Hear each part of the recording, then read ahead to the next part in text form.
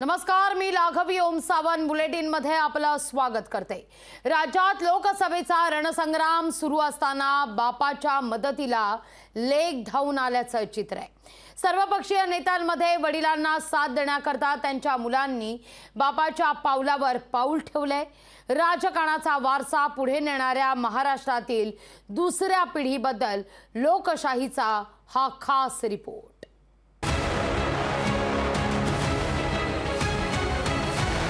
महाराष्ट्राला राजकीय घराण्यांची मोठी परंपरा आहे। महाराष्ट्राच्या राजकारणात बापासाठी लेक मैदानात असं चित्र सर्वच राजकीय पक्षांमध्ये दिसतंय। बारामतीमधून शरद पवारांचा वारसा चालवणाऱ्या सुप्रिया सुळेंनी बापासाठी लेक नारळाचं पाणी म्हणत प्रचाराच्या रणधुमाळी स्वतःला झोकून दिलंय। तर सुप्रिया यांच्या प्रचारासाठी त्यांची लेक रेवतीही गाठी भेटी घेताना दिसली। आई सुनेत्रांच्या प्रचारात पार्थ पवारही सक्रिय झालेत।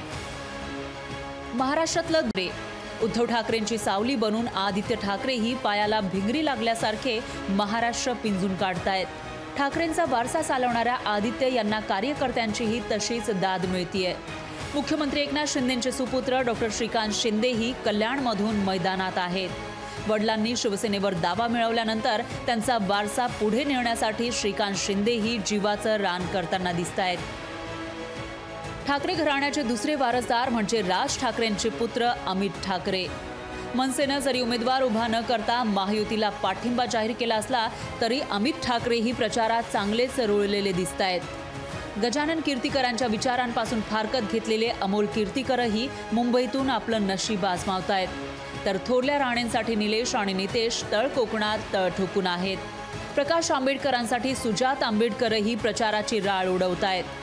तर कोल्हापुरात वडील शाहू महाराजांसाठी छत्रपती संभाजींनी उमेदवारीतून माघार घेतलीये।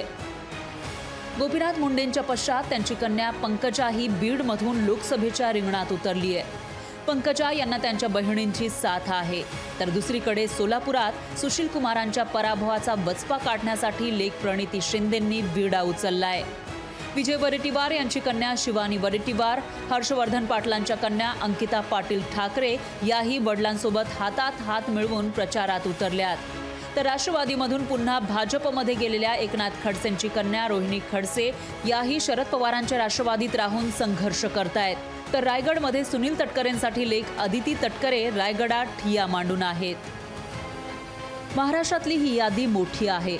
घराणेशाहीचा आरोप होत असला तरी बापाचा संघर्षाचा मार्ग स्वीकारून पुढची पिढी स्वतःला सिद्ध करण्यासाठी संघर्षातून तावून सुलाखून पुढे जातीये।